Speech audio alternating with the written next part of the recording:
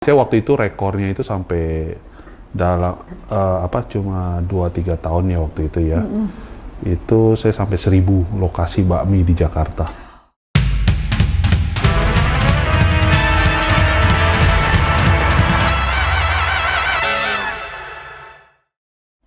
Hai, selamat datang di Podcast Bos bersama dengan saya Imelda Francisca. Tentunya kita akan sama-sama berbagi cerita inspirasi dan juga cerita sukses dari para pelaku industri terbaik. Dan saya, tentunya Imelda Francisca adalah host Anda. Dan saya sangat senang sekali dalam setiap episode ini kami akan terus menggali dan juga belajar dari sosok-sosok yang begitu luar biasa, bagaimana mereka bisa memulai sebuah ide, lalu membuatkan itu menjadi satu kenyataan dan sampai akhirnya bisa dinikmati atau bahkan menjadi inspirasi bagi halayak banyak. Dan kali ini saya bersama dengan seorang, bisa dibilang suhu, bisa dibilang guru gitu ya. Beliau adalah Ko Tirtali. Ya, luar biasa. Apa kabar Ko Tirtali? Baik. Terima kasih. Sama-sama, thank you sudah juga. hadir di podcast kami.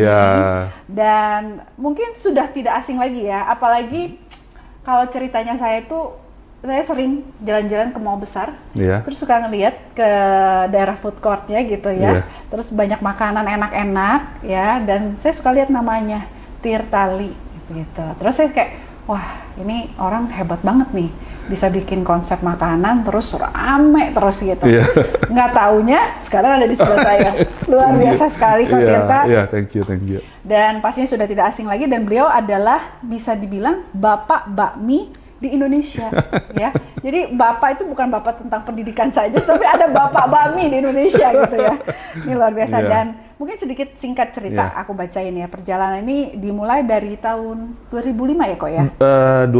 Sebenarnya 2008, 2009 ya. Tapi benar-benar menekuninya itu dari tahun 2010. Oke. Jadi mulainya 2008, 2010 udah lebih serius.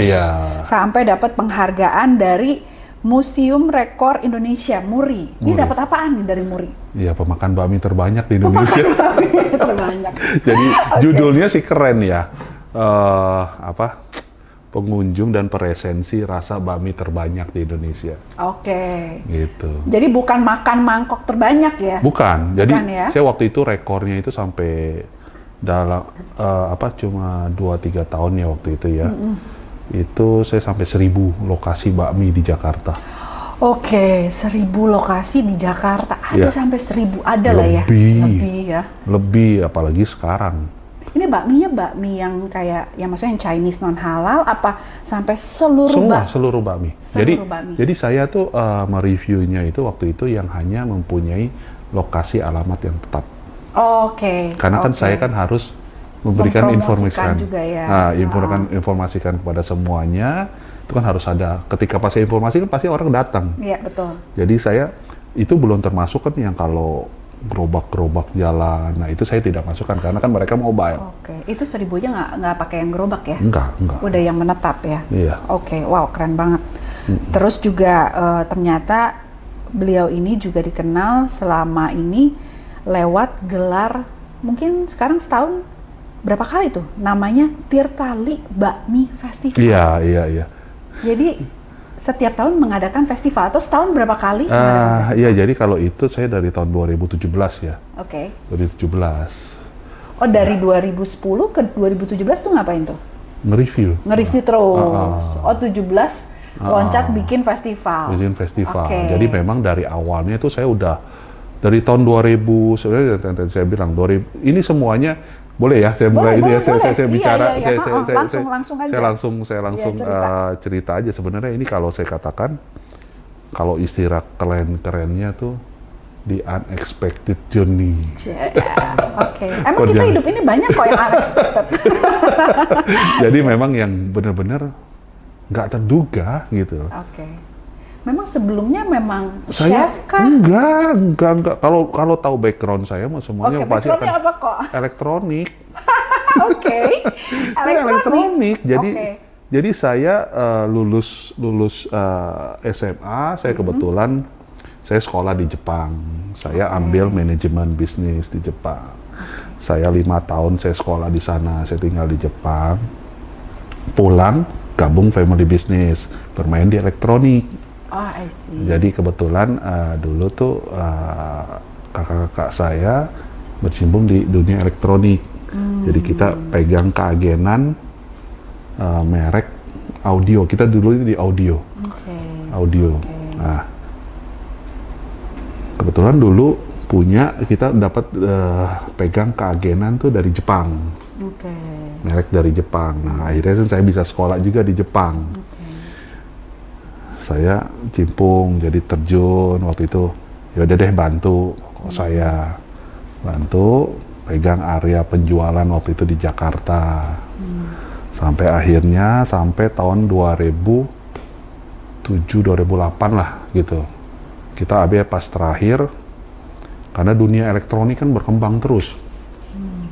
Jadi dulu tuh kita masih senang dengan tip deck, compact disc, amplifier, speaker besar-besar semuanya. Oh sama, dulu bapak saya sebelum terjun ke furniture bikin speaker box. Oh, gitu. Jadi dulu juga kebetulan kalau saya ada pabrik di Tangerang.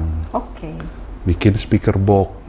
Speaker. Ternyata ada nyambung ya? Iya, bikin speaker. Terus juga ada sempat produksi amplifier. Sempat juga kita ekspor juga ke Jepang. Nah, berjalannya waktu makin lama nih, elektronik kan makin ringkes. Betul. Sekarang makin ringkes, semuanya tinggal ada semua di handphone. Betul. Mau nonton film di handphone, mau dengerin lagu di handphone, mau apa semua di handphone. Jadi makin lama, ya memang kita nggak kekejar teknologinya itu. Karena kan setiap teknologi itu kan elektronik kan bagiannya kan lain-lain. Audio lain, TV lain, komputer lain, apa semua lain. Teknisinya juga lain, marketingnya lain, semuanya lain-lain lagi gitu. Akhirnya nggak kekejar untuk hal itu. Makin lama juga sekarang kita bisa lihat toko-toko elektronik juga hanya paling menjual TV saja. Iya. Iya kan? Dryer, TV, jadi home untuk appliances saja. Iya, betul. Gitu. Yang lainnya kita udah jarang kelihat. DVD aja udah nggak ada. Udah nggak ada. Semuanya kan? Sekarang udah streaming. Streaming semua. Iya, benar. Gitu. Akhirnya kebetulan saya juga kan di rumah ada koleksi-koleksi DVD original, Blu-ray apa segala, ya cuma tinggal pajangan aja sekarang. Laserdisc ya, zaman udah. Dulu ya. Kalau zaman kita dulu mah ada sampai video Betamax yang berat ya tuh betul. Gitu loh. Jadi akhirnya perjalanan ini semuanya kita udah nggak bisa ngikutin. Akhirnya kita stop elektronik. Stop. Waduh, kita waktu itu akhirnya masing-masing. Nah, kebetulan kakak saya juga waktu itu cimpung larinya dia ke bisnis tapioka. Jadi masing-masing udah pisah gitu. Nah, waktu itu saya sempat galau tuh waktu itu. Tahun berapa nih galau? 2010. Kita close terakhir 2010. Wah, 2010. Pada waktu itu saya usia udah kepala 4. Gitu. Mau cari kerjaan juga susah kan. Gitu. Ini menarik nih. Ternyata bener ya, successful people, bahwa ketika ada satu pintu yang ketutup, pintu lain kebuka nih. Iya, jadi waktu itu saya iseng-iseng. Saya kan gemar sepeda waktu itu. Sepedahan pagi-pagi. Rumah saya kan di daerah Gajah Mada kota. Saya sepedaan pagi-pagi jam 5 saya udah jalan. Saya keliling. Saya ke Kelapa Gading, sampai ke Bogor, sampai ke sini juga pernah. Berapa jam itu kok? 3,5 jam. Buset. Terus? Jadi saya keliling kemana. Pulangnya lapar. Ya lapar. Jadi karena kan pagi kita sepedahan, kita nggak makan apa-apa gitu. Pulangnya jam 7, jam 8, lapar. Nah, kalau di Jakarta, paling kalau pagi jualan apa? Bakmi. Yang paling banyak bakmi kan. Terus bubur atau nasi uduk. Benar. Iya kan? Nah, kalau saya makan nasi uduk, oh kekenyangan makan nasi sepedahan gitu. Makan bubur ya gitu-gitu aja. Karena kan sama semua bubur. Pilihnya bakmi, karena bakmi tuh buka jam 6, jam 7 pagi udah buka. Bakmi itu comfort food lah. Iya, semua. Akhirnya saya dari satu tempat saya makan bakmi. Punya ide. Waktu itu masih belum zamannya Instagram lah, apa semua, masih Facebook baru mulai kan, tahun 2000 berapa tuh? 2000, sebenarnya 2005, 2004 dia udah mulai. Cuman masuk ke Indonesia mulai terkenal tuh kayaknya memang di 2007, 2008. Iya, saya baru bergabung juga masih ingat banget 2008 saya. 2008 masih di Facebook. Oh, jadi nge-review si bakmi di Facebook? Iya. Oke, berarti teman-teman sendiri dong yang lihat iya. Masih belum halayak banyak ya? Belum. Jadi waktu itu kan ya Facebook juga orang kan media sosial kan nggak segencar sekarang kan. Jadi waktu itu masih terbatas. Saya iseng, saya review, saya foto, makanannya enak, bakminya enak. Terus ini kayak vlogger zaman sekarang. Oh, ininya nah, waktu enak, itu sebenarnya saya tuh gaptek orangnya. Oke. Saya nggak ngerti. Padahal di elektronik ya? Iya, tapi saya nggak ngerti gitu. Paling males gitu-gituan. Okay. Saya nggak ngerti untuk bikin blog. Wah, nah waktu itu disaranin, kok Tirta bikin blog dong. Jadi blog itu kan bisa.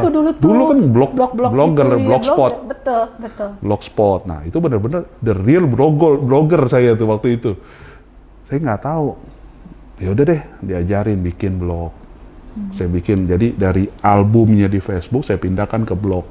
Oh, jadi dari Facebook memang ada blog? Ada blog, jadi bisa bikin blog. Blogger tuh, jadi benar-benar jadi kerennya kan jadi blogger gitu saya. Iya. Jadi benar-benar kalau dibilang food blogger, benar-benar saya food blogger waktu itu. Karena memang betul, karena tiap kali misalnya waktu itu ya, kalau kita mau cari makanan, tuh pasti kita referensinya ya ke blogger-blogger ini. Jadi waktu itu belum sampai sekarang nih meriahnya kan. Dulu kan masih terbatas orang nge-review makanan atau apa. Belum. Dan waktu itu ya memang karena saya berpikir ini cuma buat iseng saya, buat iseng aja untuk memeriahkan media sosial saya lah. Berarti akhirnya, dari iseng sampai akhirnya konsisten tuh dilakukan. Nah waktu itu disaranin kan bikin blog gitu. Akhirnya saya diajarin sama ponakan saya nih bikin nih, bikin blog dia begini. Waktu itu bikin blog pertama juga saya, waduh nggak ada pilihan sana pilihan sini, semuanya masih baku banget gitu. Orang kalau mau ngelihat blog saya mesti scroll, nggak ada pilihan kotanya mana, wilayah mana, apa segala. Belum rapi lah. Belum rapi gitu, ceplok gitu. Iya. Itu saya kumpulin dari 1 ke 10 sampai 100 sampai ribuan bakmi. Sampai 1000 bakmi gitu waktu itu. Itu jadi kayak apa? Seminggu sekali kah? Atau ini aja, sedapatnya aja gitu? Aduh, waktu itu kalau boleh dibilang hampir setiap hari saya makan bakmi. Jadi dalam setahun bisa-bisa ada 300 atau lebih kali ya? Bayangin saya 2-3 tahun sampai 1000. Oke. Ya pas lah tuh. Iya kan, 300 harian kan? Benar. Paling saya istirahat Sabtu Minggu atau apa gitu kan. Jadi kalau saya sepedahan, pulangnya pasti makan bakmi. Dan yang lebih sadisnya lagi, kalau saya makan bakmi ketika pas saya kunjungi, saya pernah 3 atau 4 tempat bakmi langsung saya makan sekaligus. Iya, biar sekaligus kan? Sekaligus saya dapat. Itu saya nggak aneh. Karena walaupun badan saya nggak gemuk-gemuk amat, tapi saya kalau lagi nyobain kuliner, itu bisa 4 spot sekaligus. Gitu. Apalagi bakmi. Nah, bakmi di setiap satu daerah kan banyak, kayak Kelapa Gading, kayak apa itu. Itu kan kalau Jessica buka, tanggung, cobain sebelahnya, cobain gitu. Iya, betul. Waktu itu saking saya sampai tiap hari makan bakmi. Ini kan sekarang kan kondisinya saya udah lumayan, udah overweight lagi. Dulu sampai 125 kilo saya. Itu hasil karya membakmi setiap hari. Kolesterol, triglisid, apa semua saya rusak. Tapi kan bersepedaan, tapi masih oke lah istilahnya. Tapi ya ibaratnya lebih banyak daripada sepedanya. Tekor. Betul. Gitu loh. Jadi waktu itu setelah saya kumpul, saya sebenarnya iseng gitu. Saya taruh. Saya nggak sadar ternyata blog saya itu sampai kemana-mana. Sampai ke luar negeri. Sampai waktu itu ada teman saya bilang sama saya, Kok Tirta terkenal banget loh di Australia. sama orang-orang Indonesia di Australia. Ini ada orang Indonesia makan bakmi sampai ribuan bakmi. Benar. Gitu. Benar. Ini sampai udah gitu saya sampai lengkap gitu. Fotonya ada, alamatnya di mana, harganya ada, halal non halal. Sampai saya ulas bakmi ini gimana. Dan yang uniknya lagi, saya tuh kalau mengulas bakmi hanya yang enak saja. Oke. Berarti kalau para pembisnis bakmi belum diulas, itu berarti belum enak. Jadi saya menjaga nama pedagang. Saya sangat menjaga sekali, apalagi sekarang kalau dunia media sosial itu kan kalau mau dibilang kan sedikit aja tuh bisa langsung nyebarin. Betul. Nah, Ko Tirta, dari yang tadinya mengulas sampai akhirnya bisa bikin bakmi festival. Saya pernah dengar ya, sebenarnya waktu itu kita pernah ngobrol ya Ko Tirta, bahwa ternyata Ko Tirta ini dekat sekali dengan para pedagang-pedagang ini. Nah, ini gimana ceritanya? Iya, jadi ketika pas waktu itu saya memutuskan, sebenarnya ini bisa nih menjadi satu bisnis nantinya, tapi lama bisnis ini. Karena kan saya harus membangun satu pondasi kepercayaan dulu di masyarakat dan di pedagang. Karena nggak gampang untuk membuat orang percaya bahwa pilihan saya itu memang yang enak. Nah, itu gimana cara bikin? Karena kepercayaan itu. Kepercayaan itu pertama, yang penting adalah kita tidak menguangkan semua apa yang kita inikan. Oke. Jadi boleh dicek semuanya dengan pedagang-pedagang yang mengenal saya, yang merasa diberikan piagam saya, stiker approve saya. Pernah nggak mereka kasih uang sepeser pun ke saya? Tidak pernah. Oh, jadi Ko Tirta bikin satu stiker kayak ini ya, kayak Michelin. Betul. Gitu ya? Benar, sebenarnya saya tuh nggak tahu. Saya tuh, kan saya bilang, saya tuh gaptek orangnya. Saya tuh nggak tahu Michelin itu apa. Oh, jadi waktu bikin stiker bukan terinspirasi? Bukan, nggak pernah. Jujur demi Tuhan saya nggak pernah tahu. Saya malah waktu itu pasti kasih ini kayak Michelin apa, kayak ban ya gitu, Michelin ya. saya tahu Michelin itu ban gitu kan. Benar sebenarnya. Nggak tahu sama sekali. Jadi waktu itu saya inisiatif sendiri. Ketika saya terjun, pada waktu saya terjun di dunia, saya memutuskan, saya waktu itu memang yang tadi saya bilang, ketika pas saya lepas dari dunia bisnis elektronik, saya bimbang waktu itu, mau kemana ini saya? Mau kemana saya? Mau cari pekerjaan, susah, udah umur 40, susah. Orang biasanya kan mau pilihnya kan yang muda-muda semua gitu kan. Mau terjun lagi di bisnis, butuh modal. Benar. Gitu, saya tunggu koko saya, ini kita mulai lagi yuk. Elektronik karena kita sempat besar di elektronik. Orang semuanya tahu kalau kita elektronik, tahulah keluarga kita di elektronik. Tapi ketika pas waktu itu ya memang ya kita nggak bisa gitu loh, nggak bisa untuk lanjutkan. Jadi akhirnya punya inisiatif waktu itu, bimbang gimana nih caranya nih, mau semuanya kita jalan lagi, karena masing-masing udah punya kerjaan masing-masing. Jadi buat stiker Tirtali approve. Akhirnya orang-orang terima tuh kalau Ko Tirta kasih Tirtali approve. Kan maksudnya kan mereka juga kayak gimana sih responnya para pedagang itu gitu loh ketika si tempatnya dikasih stiker Tirtali approve. Jadi dulu ketika waktu pas saya mulai itu belum ada sama sekali orang tuh yang paling cuman hanya ya sekedarnya saja mereview-review makanan.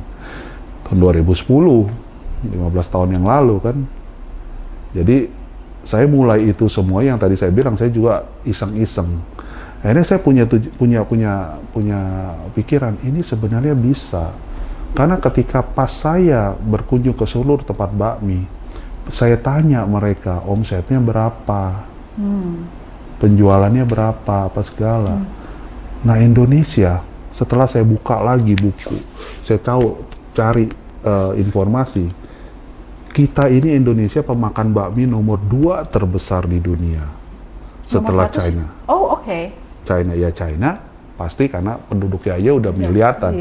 Kita kan masih belum 300 juta gitu kan. Ya nggak tahu sekarang 300 juta apa berapa. Ya pokoknya tetap kita kalau boleh dikatakan ya salah satu yang terbanyak gitu kan, nomor 2. Nah, kalau untuk variasi mie, macam-macam bakmi. Oh banyak. Kita juara dunianya gitu. Sebenarnya iya ya. Dari Aceh sampai Papua semuanya ada beda. Mie Aceh, mie Medan, mie Jambi, mie Palembang, mie semua itu. Belum di Jawa. Iya. Bakmi godok, bakmi Jawa, bakmi apa semuanya. Misalnya antara Bogor sama Jakarta aja udah beda. Lain. Iya. Lain. Di sini ada sotomi, ada Sukabumi aja lain, ada sotomi yang non halal, bakut. Beda lagi. Semuanya gitu. Jadi dari situ saya punya ide, ini kayaknya bisa nih gitu loh. Kalau saya kumpulkan semua menjadi satu, ini suatu kekuatan. Tapi siapa yang memulai? Nggak ada yang mau mulai gitu loh, Bu. Nggak ada yang mau mulai. Akhirnya saya waktu itu inisiatif, gue yang mulai deh gitu loh. Dan saya waktu pas saya terjun, bener saya fokus di bakmi. Saya tidak mau main di semua makanan. Karena saya punya satu ide. Saya harus tekun dulu, saya harus fokus dulu di bakmi. Bakmi aja. Saya nge-review, ngulas bakmi aja terus. Otomatis kan jadi orang kenal saya. Oh, kalau bakmi mesti Tirta. Tirta bakmi, bakmi Tirta. Jadi kalau orang sekarang ketik nama saya di Google, keluarnya bakmi. Ketik bakmi keluarnya Tirta. Nah, itu dari situ dulu. Makanya sekarang pun saya selalu bilang sama saya punya junior saya nih di bidang ini perbakmian. Di kuliner, saya bilang, orang harus fokus dulu, satu aja dulu, biar lu dikenal dulu gitu. Nah, ketika itu waktu itu saya memfokuskan diri dulu semuanya di bakmi. Saya tidak pernah, saya selama berapa tahun itu saya di bakmi aja tuh. Jadi semuanya jadi kenal saya. Oh, kalau mau bakmi mah tanya Tirta aja. Nah, dari situ ide saya. Saya mau kumpulkan semua menjadi satu dulu nih. Ketika pas jadi satu, saya harus kumpulkan dulu percayaan dulu nih. Dengan jalan apa? Saya tidak mau menerima uang.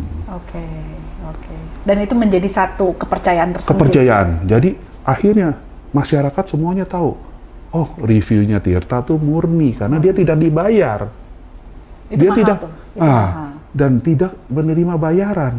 Nah, kita saat ini mau mungkin berbincang mengenai tentang bagaimana kok akhirnya bisa mengajak para pedagang untuk bisa ikut kuliner festival bakmi.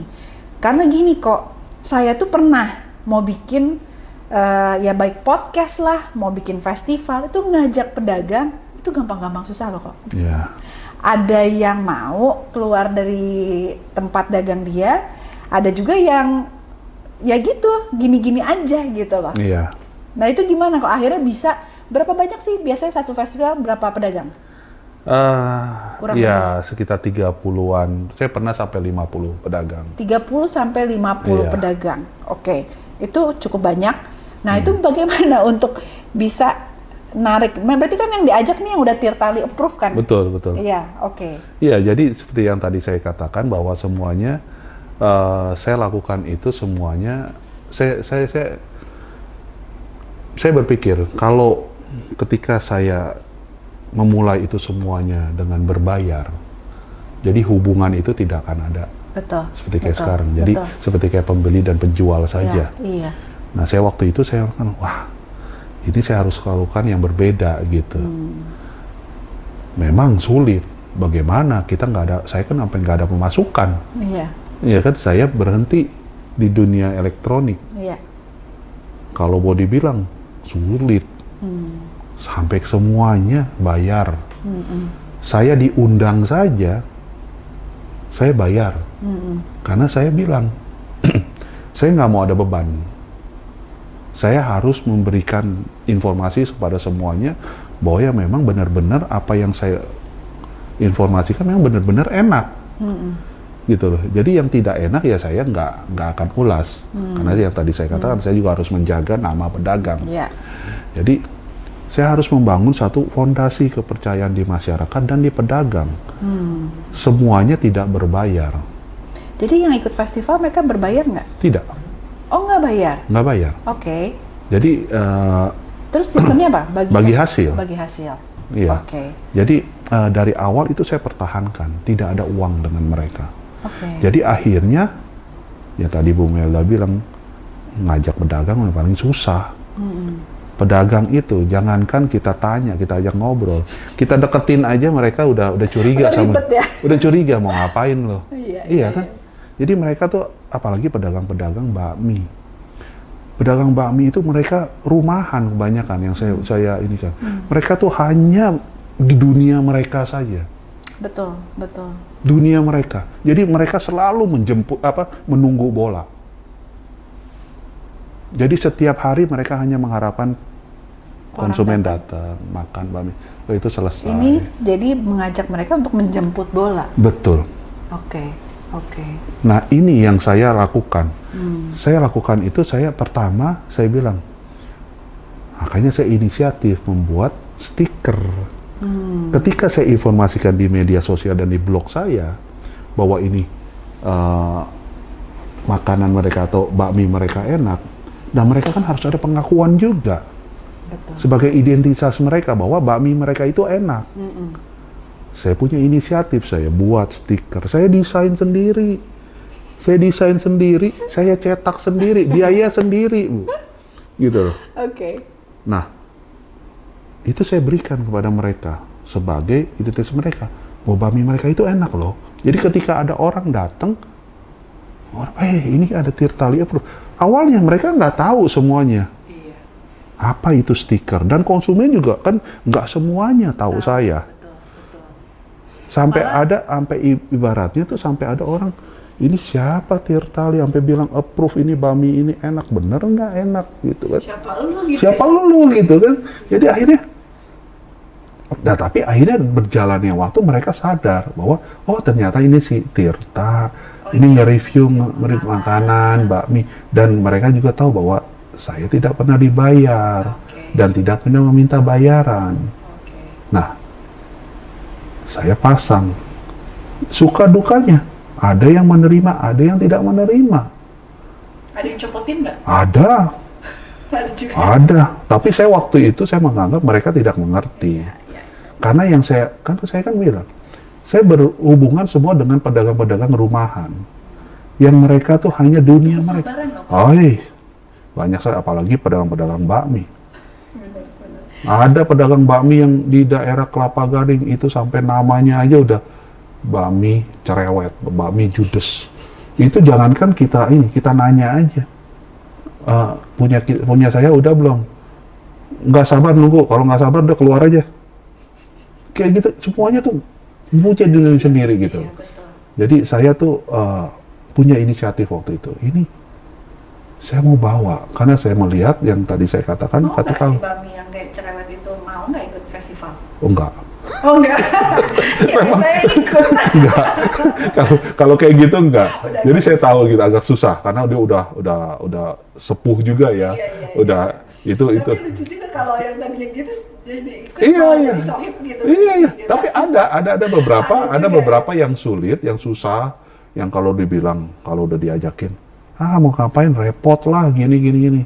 Enggak, saya jelaskan. Nah, itu butuh satu perjuangan. Nah, dari stiker, akhirnya saya beralih ke festival. Jadi, saya punya satu pemikiran ketika pas mereka semua digabungkan, ini besar.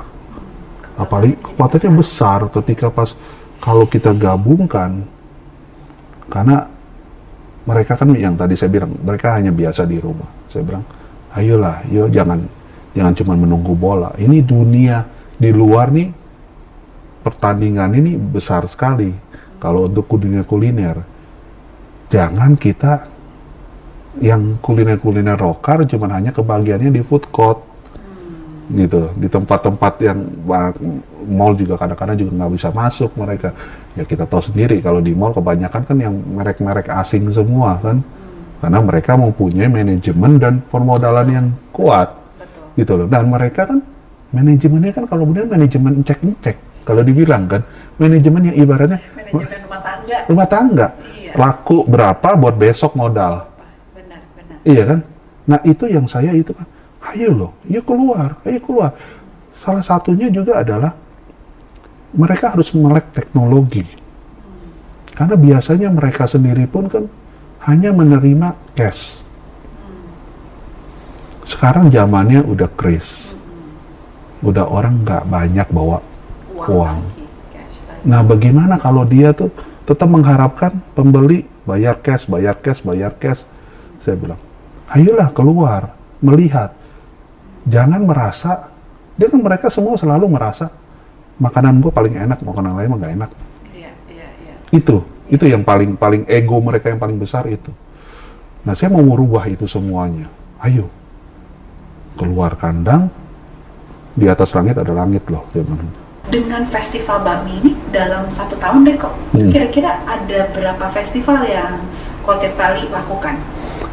Paling banyak saya ada 10. Oh, jadi setiap bulan ya? Satu aja. Saya hanya mempertahankan itu setiap satu daerah tuh sekali. Dan selalu beda daerah. Dan kalau memang animonya besar, kita akan kembali lagi tahun depan. Ke kota tersebut gitu loh. Kalau di Bogor deh, sekarang Ko Tirta lagi Bogor nih. Gimana pandangan Ko Tirta terhadap kota Bogor dan festival bakmi? Bogor ini kan kota yang paling dekat dengan Jakarta nih. Iya. Apapun yang kalau ibaratnya di Jakarta mungkin juga ada juga di Bogor. Bogor juga ada di Jakarta gitu loh. Animonya cukup lumayan bagus dan bakmi-bakminya juga hampir kalau boleh dikatakan taste itu hampir sama dengan di Jakarta gitu ya.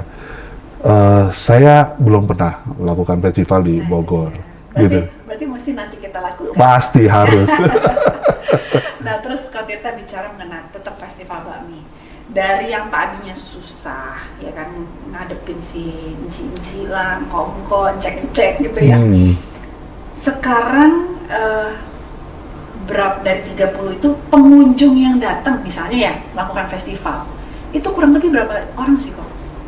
Saya pernah, jadi setiap kali festival, itu kan mall kan selalu kan ada hitung trafficnya kan. Iya. Bisa satu hari 10.000 orang. Wow, 10.000? Iya. Dengan hanya 30 pedagang? Betul. Itu gimana ngeladeninnya? Aduh, itu sampai mereka makan pagi, mereka tuh bisa makan malam. Nggak sempat makan untuk melayani konsumen, pelanggan. Jadi terus, jadi unik sekali saya punya. Jadi ini semua nyambung perjalanan saya. Ketika pas saya memulai ini semua, saya pegang bakmi, saya beli bakmi dan menyelenggarakan festival khusus bakmi. Jadi biasanya kan orang kalau bikin festival umum, banyak macam. Tapi karena saya basicnya semua mengenal di bakmi, jadi saya ya sampai dikatakan bapak bakmi atau suhu bakmi Indonesia, orang semua udah tahu. Nah, jadi kan tadi saya katakan, ini semuanya edukasi ya. Jadi apapun yang kita lakukan semuanya itu harus berbasic di pondasinya dulu. Pondasinya kita harus kuat dulu. Ketika fondasinya kita kuat, kita mau ngapain semuanya di jalan. Bisa berjalan. Nah, pondasi yang saya lakukan itu pertama adalah pondasi kepercayaan. Karena semuanya apa yang saya lakukan itu semuanya berhubungan dengan orang juga. Saya harus membuat satu kepercayaan bahwa pilihan saya adalah yang terbaik di masyarakat. Dan di pedagang, saya harus buat satu kepercayaannya apa? Saya tidak menerima uang dari mereka. Saya membantu pedagang. Ketika saya mempromosikan mereka, mereka menjadi besar, menjadi dikenal. Gitu kan? Nah, setelah itu saya akan menuai kan. Saya membuat festival, orang semua udah percaya, festival Tirtali semuanya makanannya enak-enak dan unik, bakmi. Pedagang semuanya bantu juga, semuanya. Jadi itu ada benang merahnya semua. Nah, kalau boleh tahu ke depannya visi apa yang Ko Tirta punya? Tetap di dunia kuliner, karena setelah saya berjalan ini waktu banyak, ini saya merasa bahwa saya ingin kuliner kita ini dikenal gitu. Kuliner kita ini, apalagi bakmi ya. Kuliner kita tuh amazing, karena saya tuh benar-benar ngerasain setiap daerah kita tuh rasanya beda-beda. Apalagi bakmi. Iya. Kita tahu dari Aceh sampai Papua itu semuanya, apalagi Sumatera deh. Iya. nggak usah jauh-jauh Sumatera atau Jawa deh, berapa banyak bakmi, kaya sekali. Bagaimana kita rendang, kita menjadi nomor 1 di dunia kan? Aduh, enak banget. Sekarang rawon juga jadi nomor 1 gitu, apa di mana semua gitu. Santannya boleh sama, tapi rasanya bisa beda-beda. Iya. Saya pernah merasakan bakmi ya, cuman di China, di Hong Kong, beda. Kalau kita tuh aduh kaya banget. Saya baru kemarin di Pekanbaru ketemu yang namanya mie sagu dari bahan sagu. Nah, terus di Batak juga ada mie gomak dari ubi. Di Jogja ada mie kakap dari ikan kakap. Mie kakap. Terus ada mie letek di Jawa dari singkong. Itu dibuatnya tuh, coba googling deh. Itu dibuatnya tuh digilingnya tuh pakai sapi. Jadi kita kaya sekali. Jadi disitulah saya mempunyai satu ide bagaimana caranya. Sebenarnya saya udah berhasil secara nasional. Karena setelah saya saya buat pertama kali festival tahun 2017 di Jakarta, pertama kali di Kelapa Gading. Itu sebenarnya pernah mengalami penolakan juga itu. Saya punya ide untuk bikin festival di beberapa mall gitu. Tapi ditangkap ada salah satu mall dalam jangka waktu 1 bulan langsung diadakan. Itu sangat menggegerkan dunia kuliner terutama di Jakarta. Waktu itu langsung 50 pedagang bakmi saya undang. Pada waktu itu cuman hanya ibaratnya ya pedagang juga hanya sekedar ya udah deh yuk ikut. Mereka belum kenal semuanya. Karena yang tadi saya katakan, dunia mereka selalu dunia mereka. Mereka selalu mengatakan bakmi gua paling enak. Punya lu mah nggak enak. Gitu. Nah saya bilang, ayo kita semuanya kita buktikan bahwa di atas sana ada langit gitu. Di dunia di festival, you orang harus melek teknologi. You orang harus kenal satu sama lain.